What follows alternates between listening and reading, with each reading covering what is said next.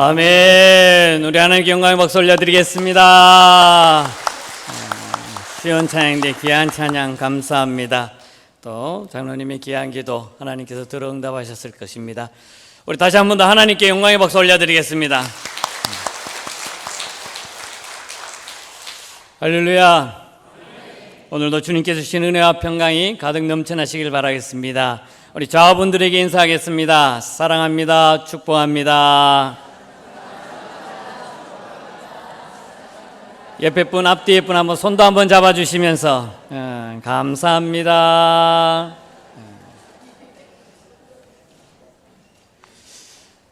우리가 인생의 삶을 살면서 흔히들 이렇게 말합니다. 치열한 전쟁터라고 표현을 합니다. 무기와 칼과 총 같은 걸 들고 싸우진 않지만 우리가 삶을 살아가는 인생은 전쟁터와 같다라고 표현을 합니다. 그래서 이런 말들이 있죠. 생존 경쟁, 자연 도태, 그리고 적자 생존, 이런 말들이 주변에서 많이 일어납니다. 그런데 이런 말을 보게 되면 이 말은 생물학 용어입니다. 그러니까 생물학적으로 이렇게 사용되는 말인데, 먼저 생존 경쟁을 보면 이 생물들이 어떻습니까? 그 한정된 자원 속에서 자기가 살아남기 위해서 싸워서 이겨야 되는 거예요.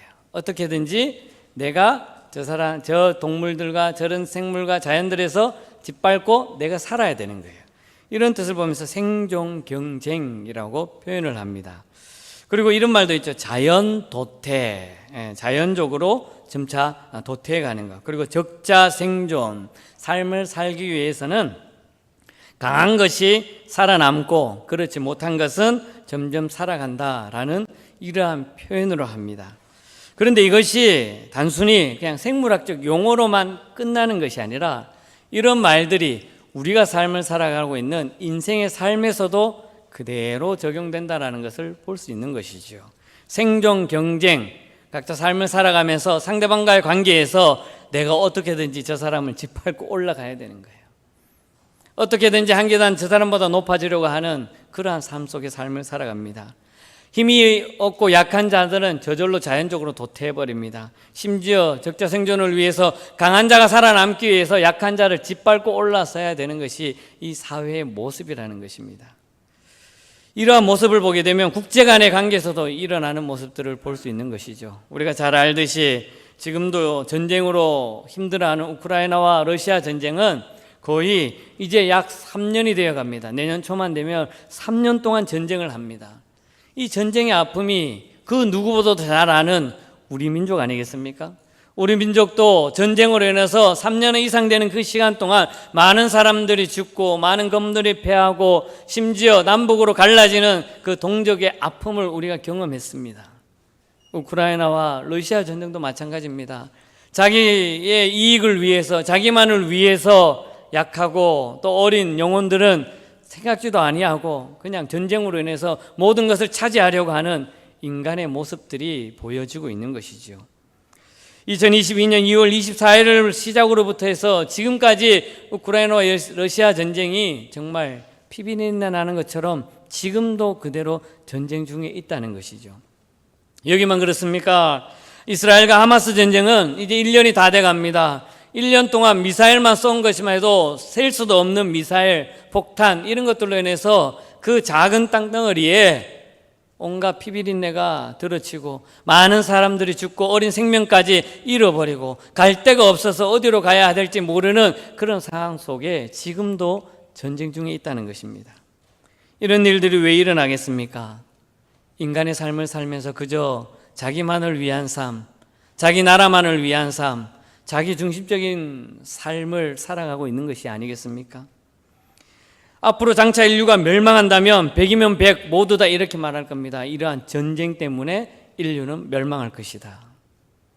전쟁이 일어나지 않고 평화가 이 땅에 와야 되고 하나님 나라가 이 땅에 임해야 되는데 지금은 수많은 곳곳에서 전쟁으로 힘들어하고 기근과 또 고통당하고 아픔을 겪는 수많은 사람들이 지금도 현재 진행형으로 이어지고 있다는 것입니다. 이러한 치열한 전쟁통에서 우리가 삶을 살아가고 있는 이러한 삶 속에서 과연 우리들은 어떻게 삶을 살아가야 할까요? 그리스도인이라고 하면서 이 땅에서의 삶을 어떻게 살아가야 될까요? 치열한 전쟁터와 같은 이러한 시대 속에서 과연 우리들은 어떤 모습으로 하나님의 뜻을 이루어 가야 하며 하나님께서 원하시는 그 방법대로 삶을 살아가야 할까요? 이러한 질문이 늘 우리의 삶 속에 계속되어야 한다는 것입니다. 단순히 우크라이나 러시아 전쟁이나 이스라엘과 하마스 전쟁만을 보고 끝나는 것이 아니라 그 일이 나의 일이 될 수 있고 우리의 일이 될 수 있다는 것입니다. 지금도 전쟁을 하고 싶어서 안달난 저 북쪽에 있는 그 한 사람 때문에 전 세계가 우리 대한민국과 북한에 초점을 두고 있습니다. 이러한 상황 가운데 남의 나라니까, 남의 나라에서 전쟁하니까 나와 상관없어, 나만 아니면 되지, 나만 잘 되면 되지 라고 하는 아주 이기적인 모습, 자기중심적인 모습, 이러한 모습이 교회에는 없을까요? 그리스도인들에게는 없을까요? 이런 모습들이 교회나 그리스도인들 속에서도 팽배하다라는 것입니다. 예수님께서 말씀하신 그 말씀을 제대로 지키지 않고 하나님께서 우리에게 말씀하신 그 말씀들을 제대로 따르지 않고 세상 속에서는 세상 사람들과 똑같은 삶의 모습을 살아가고 있지는 않습니까? 우리는 늘 주님 앞에 내려놓아야 되면서 특별히 오늘 우리에게 주시는 이 말씀을 통해서 과연 예수님께서는 왜 이 말씀을 비유로 우리에게 주셨는지 한번 곰곰이 생각해 봐야 할 것입니다. 오늘 본문은 우리가 잘 알고 있는 선한 사마리아인의 모습입니다. 예수님께서 이 비유로 말씀하시면서 이 비유의 핵심을 우리에게 가르쳐 주었습니다. 한번 따라해 보시겠습니다. 가서 너도 이와 같이 하라. 다시 한번 하겠습니다. 가서 너도 이와 같이 하라.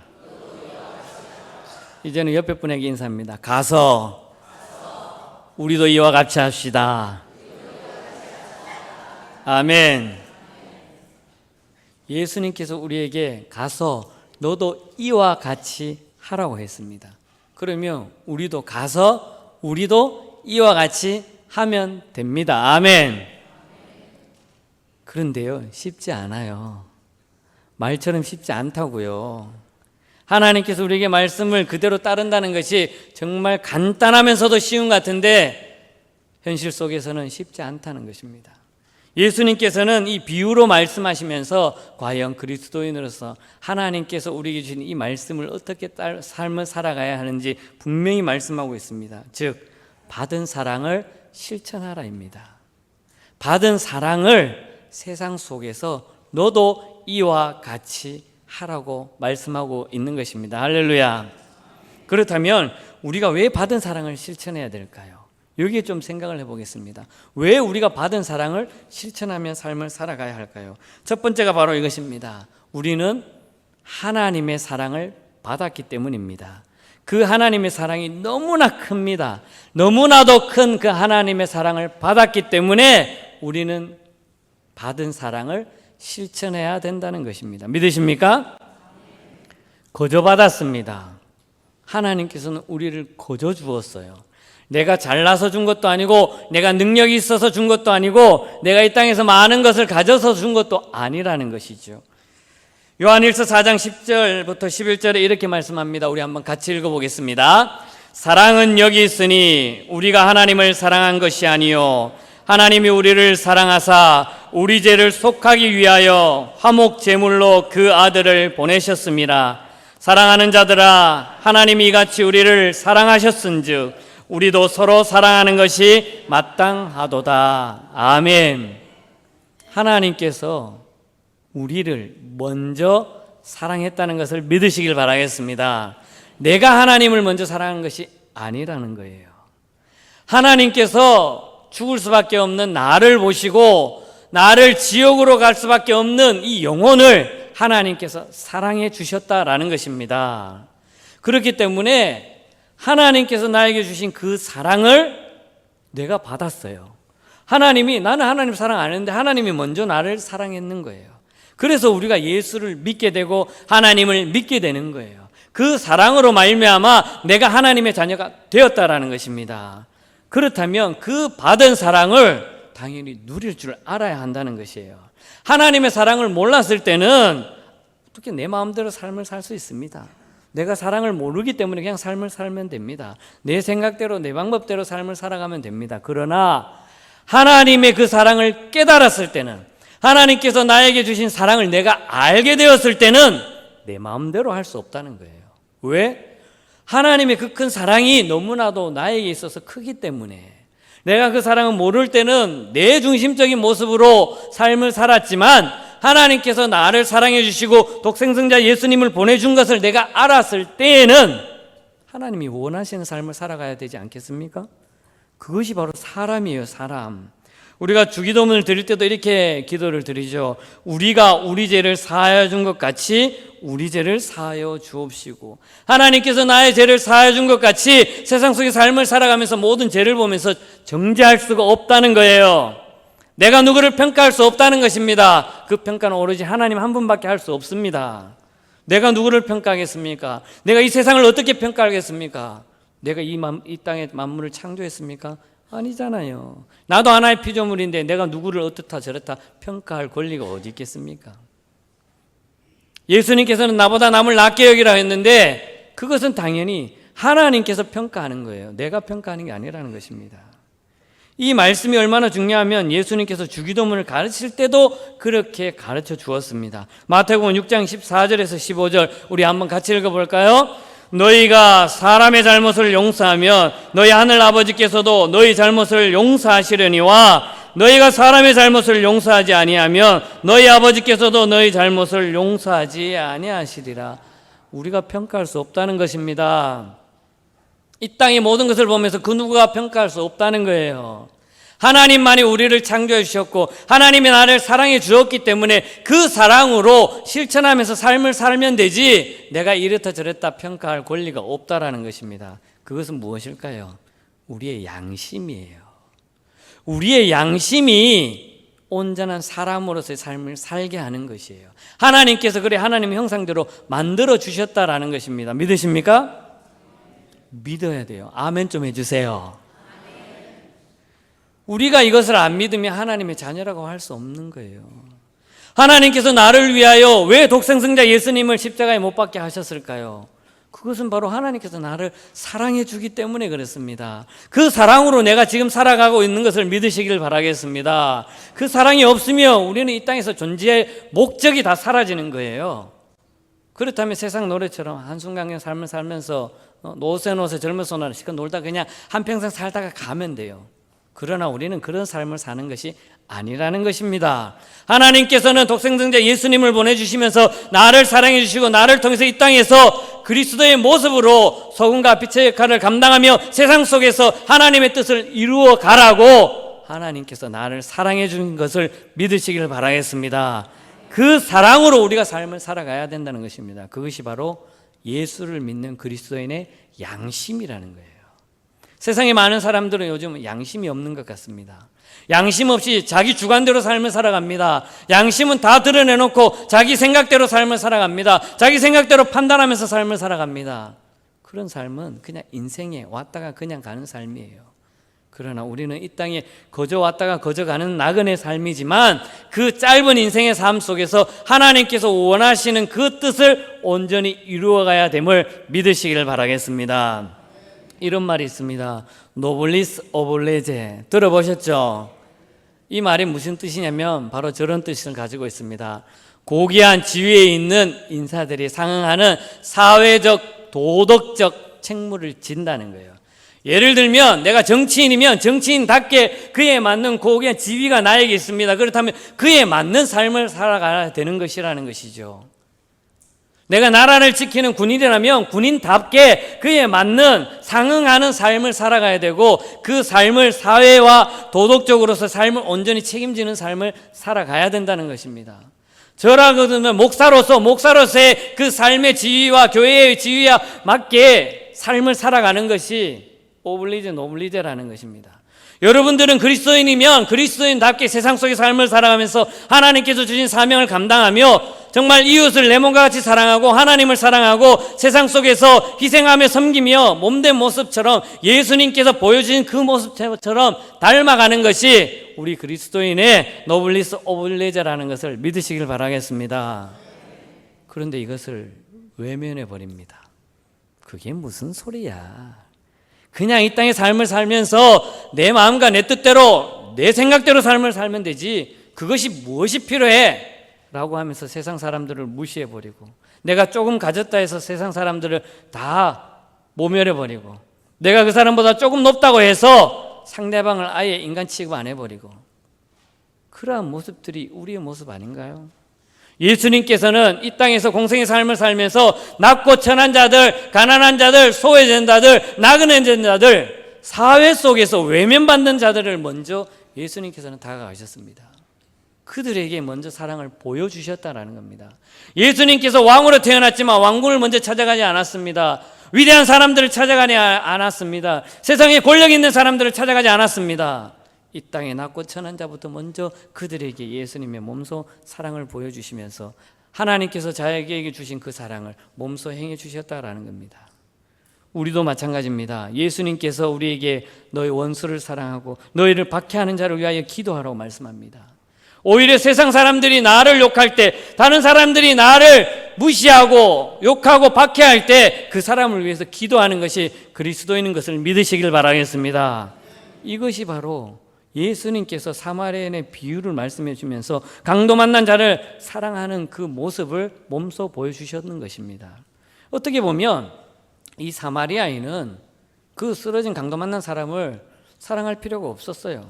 왜냐하면 우리가 잘 알듯이 이 강도 만난 자는 예루살렘에서 여리고로 내려가는 상황 속에 있습니다. 그 여리고로 내려가는 길이 아주 험난합니다. 숯불도 우거졌습니다. 강도들이 많이 일어납니다. 누가 생각해 보아도 그때 당시에는 강도가 일어나서 심지어 목숨까지 잃는 자기 모든 것이 뺏길 수 있는 그런 상황입니다. 그렇게 만난 사람은 유대인이었다는 거예요. 예루살렘에서 여리고로 내려가는 사람은 그 유대인밖에 없습니다. 사마리아인으로 지나가지 않습니다. 사마리아인이 거하는 그 길로도 가지 않습니다. 왜냐하면 유대인들은 그 사마리아를 아주 싫어하기 때문에, 사마리아인들조차도 싫어하기 때문에 그 짧은 길을 두고 먼 거리를 돌아가는 사람들이 유대인이라는 것이에요. 그렇다면 이 사마리아인이 그 쓰러진 사람을 봤을 때, 유대인이라는 것을 알고 보았을 때 그냥 지나칠 수도 있습니다. 나를 싫어하는 사람인데 내가 왜 도와줘? 나를 미워하는 사람인데 내가 왜 도와줘? 왜 그를 싸매주고 보살펴주고 여관까지 데려가겠습니까? 심지어 자기 말을 태웠습니다. 나귀를 태워서 여관까지 왜 데려가겠습니까? 모른 척하고 지나갈 수도 있습니다. 그러나 이 사마리아인은 그렇게 하지 않았다는 겁니다. 심지어 하나님을 알고 있는 제사장이나 레위인조차도 그 모습을 보고 그냥 지나갔습니다. 동족이 쓰러졌는데도 그것을 보지 않고 그냥 지나쳐 버렸다라는 거예요. 어쩌면 이런 모습이 우리의 모습이 아닐까요? 육신으로 생각하면 관심조차도 가지지 않는 그런 눈앞에 보이는 현실이지만 이 사마리아인은 그렇게 하지 않았다라는 것입니다. 정말 자기가 가지고 있는 모든 것을 이 강도 만난 사람을 위해서 희생하고 섬기고, 내가 일 갔다 와서 치료해 달라고 그 비용까지 내가 내겠다고 모든 것을 다 강도 만난 사람들에게 내어 주었다라는 것입니다. 이 모습이 예수님의 모습이 아닐까요? 예수님은 비유로 말씀하셨지만 그 비유의 모습이 자기 자신의 모습이라는 것입니다. 남극에 사는 황제 펭귄이 있습니다. 한번 띄워줘 보실래요? 잘생겼죠? 펭귄 안 보셨어요? 저 황제 펭귄이 남극에 사는데 키가 무려 크면 120cm까지 큰답니다. 상당히 커요. 몸무게도 한 40-50kg, 막 60kg도 가고요. 그런데 이제 암컷이 알을 낳습니다. 암컷이 알을 낳으면 그것을 누가 키우냐? 수컷이 키워요.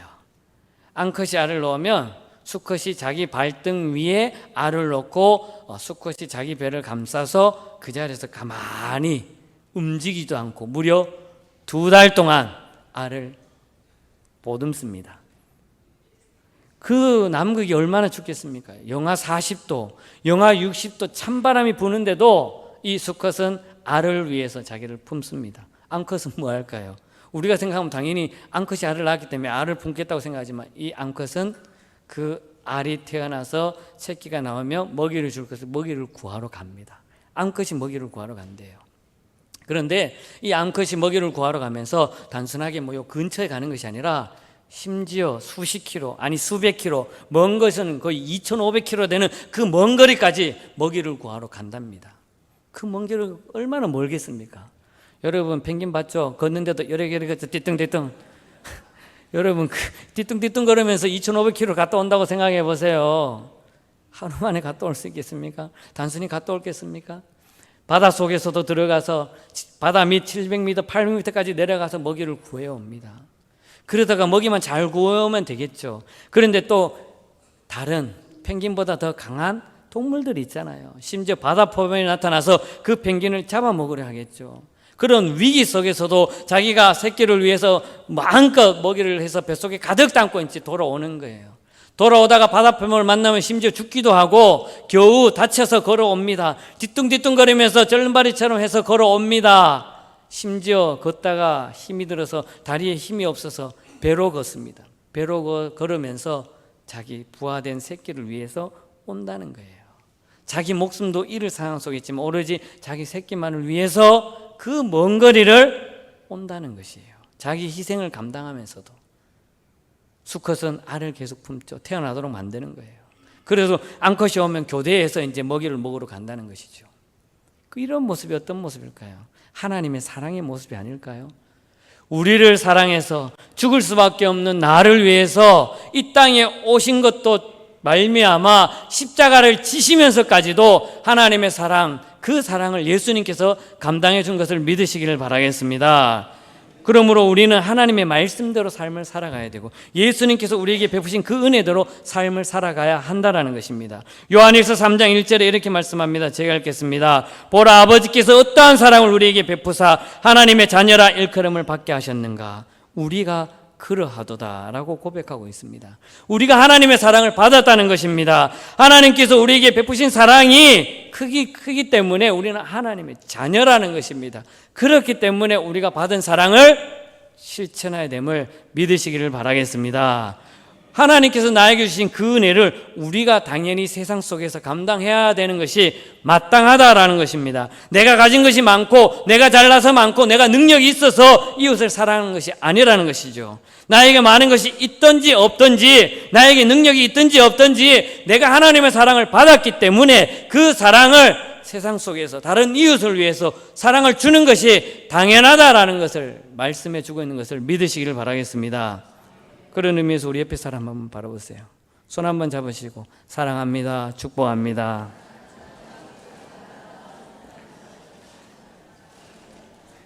입술로만 사랑합니다 하지 마시고 눈빛도 서로 교환하시면서 정말 하나님께서 나를 사랑해 주시면서 독생성자 예수님을 주신 그 사랑의 감격을 가지고 눈에서 사랑합니다. 축복합니다. 진심을 다해서 그런 삶을 살아가는 우리 효목자 일교가 될 수 있기를 주님의 이름으로 간절히 축복합니다. 두 번째로 우리가 받은 사랑을 왜 실천해야 될까요? 예수님께서 이렇게 말씀 가서 너도 이와 같이 하라고 이 말씀을 우리가 왜 실천해야 될까요? 바로 두 번째는 이것입니다. 그리스도인으로 살아가는 길이기 때문에 그렇습니다. 아멘. 우리 그리스도인들이 당연히 세상 속에서 삶을 살아가는 그 길이라는 것입니다. 그 길을 우리가 따라가야 되는 것이에요. 그 길은 험난합니다. 쉽지 않은 길이에요. 하나님께서 우리를 통해서 편편대로의 길을 열어주시면 얼마나 좋겠습니까? 모든 것이 걱정거지만 하고 형통한 길만 주시면 얼마나 좋겠습니까? 그러나 그 길 속에서는 때론 어려움도 있고 고난당할 때도 있고 힘든 일도 있고 여러 가지 모든 것을 다 겪을 수 있지만 그 길을 우리가 가야 하는 그 길은 바로 예수님께서 그렇게 힘들게 나를 위해서 그 길을 걸어가셨기 때문에 우리 그리스도인으로서 그 길을 따라가야 됨을 믿으시기를 바라겠습니다. 오늘 본문 말씀을 보게 되면 교리적으로 보면 어떻게 보면 상당히 난해합니다. 믿음으로 구원을 받지 내가 행위만 잘해서 구원받느냐라고 오해할 수도 있습니다. 어떻게 보면 그 말도 맞는 말이죠. 당연히 우리가 구원받는 것은 예수 그리스도를 믿는 믿음으로 구원을 받습니다. 믿음을 통해서 하나님께 주신 그 은혜의 선물이 바로 구원이라는 것이에요. 그러나 그와 마찬가지로 이 땅에서 누리는 것이 그 은혜를 받은 선물을 가진 것을 누리는 삶도 중요하다는 것이죠. 에베소서 2장 8절에는 이렇게 말씀합니다. 우리 한번 같이 읽어볼까요? 너희는 그 은혜에 의하여 믿음으로 말미암아 구원을 받았으니 이것은 너희에게서 난 것이 아니요 하나님의 선물이라. 아멘. 우리가 구원받은 것은 믿음으로 말미암아 구원을 얻었고 하나님께서 주신 선물이라고 말씀합니다. 그러면 주님께서 왜 그 선물을 받은 우리가 사랑하면서 삶을 살아가야 될까요? 이와 같이 하라고 말씀 이유가 무엇이겠습니까? 그것은 바로 믿음으로 구원하는 하나님의 은혜 선물 받은 우리들이 삶 속에서 삶을 살아가면서 그 받은 은혜를 누리기 위해서는 서로 사랑해야 된다라는 것을 믿으시길 바라겠습니다. 서로 사랑함으로써 이 땅에서 그리스도인이 그 길을 가는 그 길이 서로 누려야 되고, 그 누림으로 말미암아 풍성함을 가져야 되고, 그 풍성함을 가짐으로 말미암아 하나님의 영광과 하나님의 기쁨이 되는 온전한 삶을 살아간다는 것을 믿으시길 바라겠습니다. 요한일서 3장 23절에는 이렇게 말씀합니다. 제가 읽겠습니다. 그의 계명은 이것이니 곧 그 아들 예수 그리스도의 이름을 믿고 그가 우리에게 주신 계명대로 서로 사랑할 것이라. 아멘. 우리가 예수님을 믿는 예수 그리스도의 이름을 믿었습니다. 그 이름을 믿고 받은 은혜대로 하나님께 주신 선물대로 우리가 삶을 살아갑니다.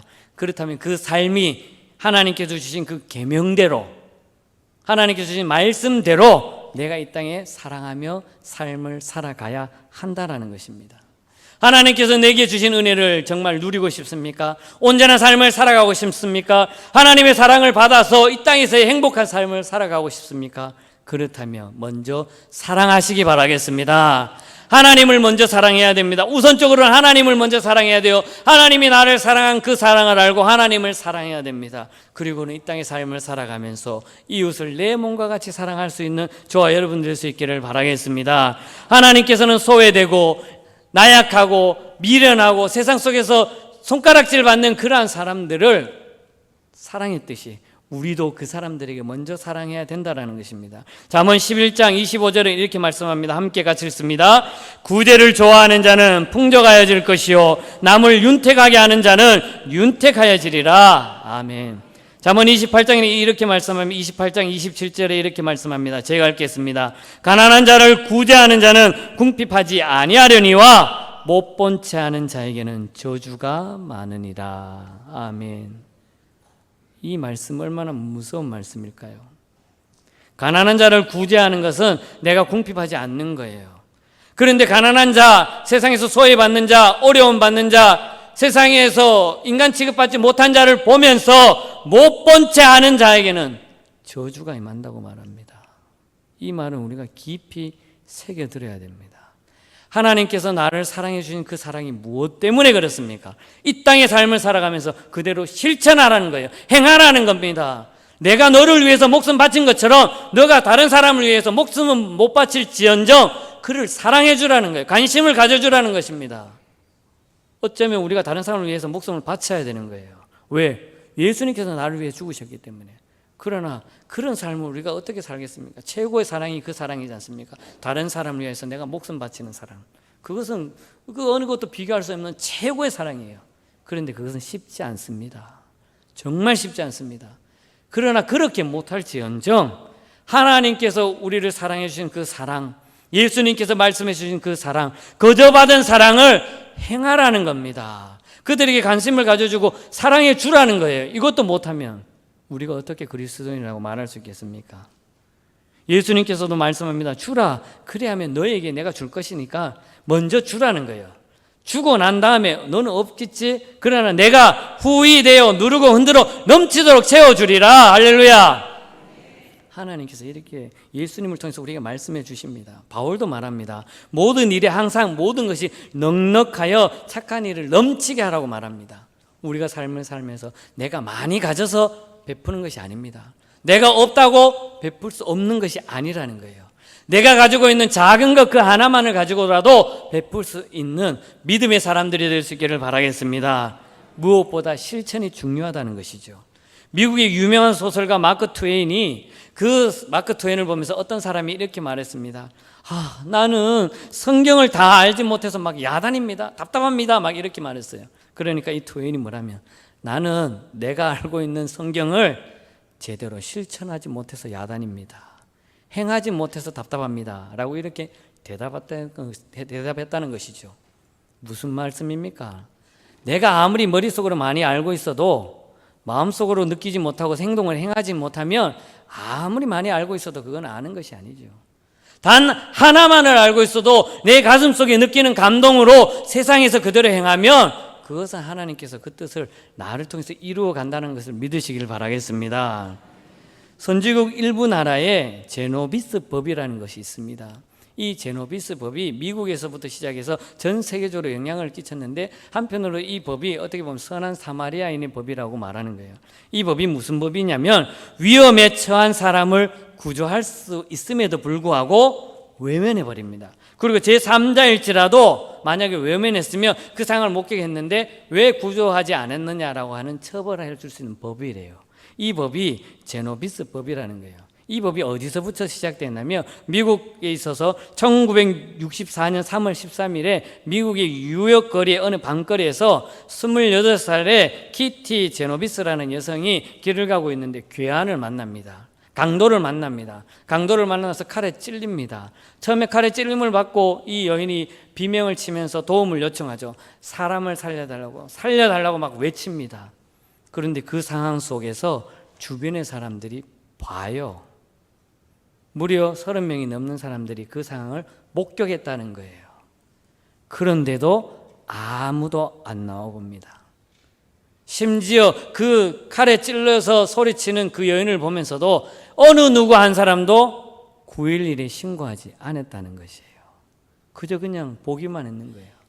한 번쯤으로 놀라서 도망가던 그 범인이 아무렇지도 않고 사람들도 관심도 안 가지고 신고도 안 하고 그러니까 다시 돌아와서 칼로 찌릅니다. 칼로 찌르면서 심지어 강간까지 해버리면서 도망가 버립니다. 결국 그 여인은 과다출혈로 인해서 그 자리에서 사망하고 맙니다. 이 소식이 미국뿐만 아니라 전 세계적으로 퍼지게 되죠. 모든 그 모습을 보면서 온 세상 사람들이 경악해 버립니다. 그래서 미국에서 법을 정해버려요. 제노비스 법이라고. 외면하는 사람들, 그 자리에 있으면서도 그 힘들고 어려운 상황을 외면하면서 못 본 채 하는 사람들에게 벌을 내린다는 법이죠. 이것이 바로 제노비스 법이라는 거예요. 가끔 길을 가다가 위험한 상황 속에서 많은 사람들이 목숨을 바쳐 구하는 모습들을 인터넷이나 TV나 많은 매체들을 볼 수 있을 것입니다. 그런 분들이 무슨 이런 법을 알아서 했겠습니까? 내가 저 사람을 도우지 않으면 내가 감옥 갈 수도 있으니까 이런 법을 알고 그렇게 행했겠습니까? 아니죠. 양심에 의해서, 마음에 의해서 죽어가는 사람을 보면서 나도 모르게 몸이 그대로 움직였다라는 거예요. 이것이, 이런 모습이 우리 그리스도인들의 모습이 되어야 될 줄 믿으시길 바라겠습니다. 세상에는 지금도 힘들어하고 아파하는 자들이 많습니다. 죽어가는 사람들이 많습니다. 외로운 사람들이 많습니다. 우울한 사람들이 많습니다. 심지어 그런 사람들이 저 먼 나라의 이야기 아니라 바로 내 옆에 있는 사람, 나와 제일 가까이 있는 사람이 세상 속에 외면받고 우울하고 가슴 아파하고 말 못할 고통을 당하고 있다는 것이 지금의 현실이라는 거예요. 그렇다면 옆에 있는 사람에게 관심을 가지시기 바라겠습니다. 옆에 있는 사람 쳐다보세요. 지난주와 오늘과 뭐가 달랐습니까? 그 다른 점을 한번 발견할 수 있습니까? 저를 보면서 달라진 점이 있습니까? 지난주하고 오늘하고 넥타이 틀렸어요. 머리도 달렸다고요? 머리에 힘을 더 줬다고요?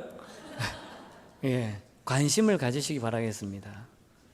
상대방을 보면서 관심이 곧 사랑인 것을 믿으시기 바라겠습니다. 흔히 사랑의 반대말은 미움이라고 말하죠. 아니요, 저는 그렇게 생각하지 않습니다.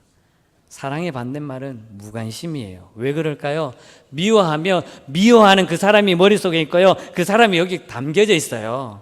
그렇다면 어떻게든 그 사람 보면 그래도 미워하지만 또 봐요. 알게 된다는 거예요. 그러나 무관심한 사람은 여기도 안 들어있고요, 여기도 없고요, 아무 관심이 없어요. 우리 그리스도인들은 무관심의 사람이 아니라 세상 속에 관심을 가지는 사람들이 될 수 있기를 바라겠습니다. 마태복음 25장 45절에서 46절에 이렇게 말씀합니다. 우리 함께 읽겠습니다. 내가 진실로 너희에게 이르노니 이 지극히 작은 자 하나에게 하지 아니한 것이 곧 내게 하지 아니한 것이니라 하시리니 그들은 영벌에 의인들은 영생에 들어가리라. 아멘. 마지막 사진 한번 띄워줘 보세요. 오늘 본문의 내용이 저런 사진의 모습입니다. 저기 가운데 붉은 옷을 입은 저 사람이 선한 사마리아인입니다. 자기가 그냥 지나쳐 갈 수 있는 그런 상황 속에서도 강도 만난 사람에게 자신의 모든 것을 다 쏟아 부었다라는 것입니다.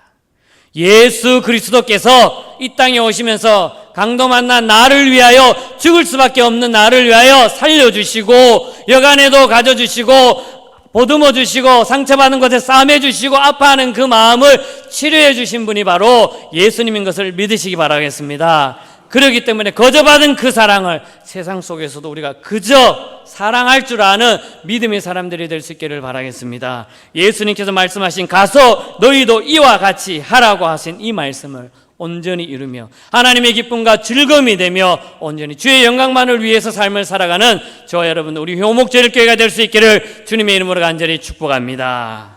기도하겠습니다. 은혜와 사랑이 많으신 하나님 참 감사합니다. 부족하고 나약한 저희들 죽을 수밖에 없는 죄인이지만 예수 그리스도의 그 죽음으로 말미암아 구원해 주시고 사랑해 주심을 감사합니다. 저희들이 받은 사랑 세상 속에서 온전히 행하며 나아갈 수 있도록 인도하여 주시옵소서. 예수님의 이름으로 기도드리옵나이다. 아멘.